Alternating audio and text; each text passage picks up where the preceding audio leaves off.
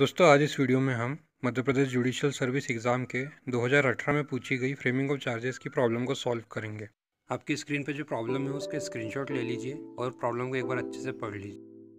Problem को पढ़ के हम लोगों को 4 चीज़ें पता चल जाना चाहिए। पहला डेट, टाइम, अक्यूज कौन है और ऑफेंसेस कौन कौन से होने वाले हैं। इस प्रॉब्लम में ये सारे ऑफेंसेस हैं।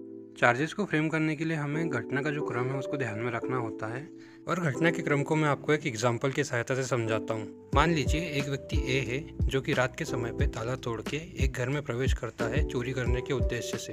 घर में प्रवेश करने के बाद वहाँ पे उपस्थित सोने के कुछ आभूषणों की वो चोरी कर लेता है। चोरी करने के बाद जब वो वहाँ से भाग रहा होता है तब एक दूसरा व्यक्ति जी उसको रोकने का प्रयास करता है।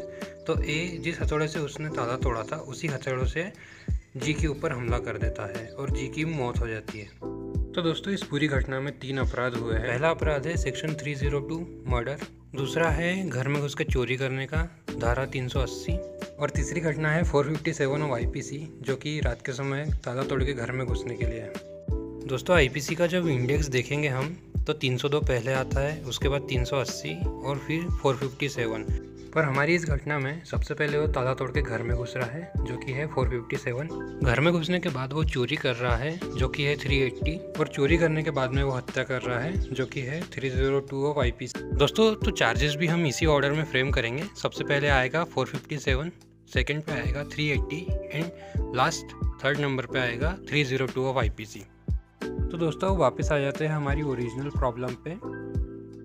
तो सबसे पहले हमें कोर्ट का नाम लिखना है यहाँ पे इस तरीके से, उसके बाद में केस नंबर लिख देंगे, फिर उसके बाद में हमें मजिस्ट्रेट का नाम और ऑफिस लिखना है जो कि हम कुछ इस प्रकार से लिखेंगे। और मजिस्ट्रेट के नाम में हमें किसी भी प्रकार का नाम नहीं लिखना है, खाली जगह छोड़ दो या फिर XYZ या ABC लिख दो।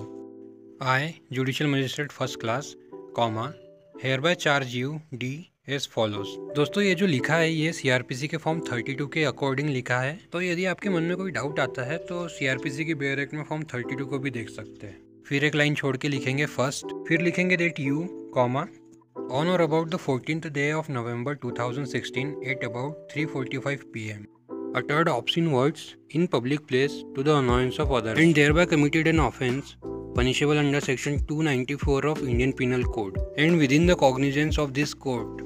यहाँ पे चार्जेस का पहला हेड हमने पूरा कंप्लीट कर लिया है। दोस्तों इस चार्ज की पूरी लैंग्वेज बेयर एक्ट की लैंग्वेज है। जो दूसरी लाइन है uttered obscene words in public place to the annoyance of others वो सेक्शन 294 ऑफ IPC से ली गई है और बाकी की सारी लैंग्वेज CRPC की बेयर एक्ट के फॉर्म 32 की है।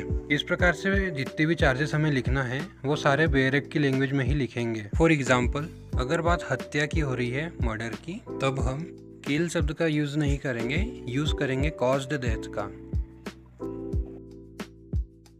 तो दोस्तों अब चार्जेस का दूसरा हेड हम शुरू करेंगे। पहली लाइन सेम टू सेम लिखना है दैट यू ऑन और about the 14th day of November 2016 at about 3:45 PM voluntarily caused hurt to A, comma and thereby committed an offence punishable under section 323 of Indian Penal Code and within the cognizance of this court।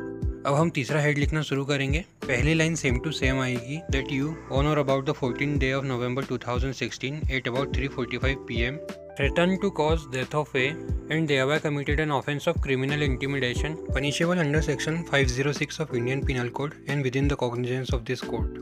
दोस्तों section 211 of CRPC ये बोलता है कि यदि किसी offence का specific नाम दिया गया है तो हमें उसका स्पेसिफिक नाम जरूर लिखना है। For example 457 of IPC house breaking at night with the intention to commit a crime, इसका कोई स्पेसिफिक नाम नहीं दिया गया है, पर मर्डर, रेप इनके स्पेसिफिक नाम है और क्रिमिनल इंटिमिडेशन भी एक स्पेसिफिक नाम है, इसलिए हमने here bye committed an offence of criminal intimidation लिखा। फिर एक लाइन छोड़ के लिखेंगे and I hear bye direct that you B tried by this court on said charges. फिर राइट साइड में एक लाइन छोड़ के मजिस्ट्रेट की सील और सिग्नेचर।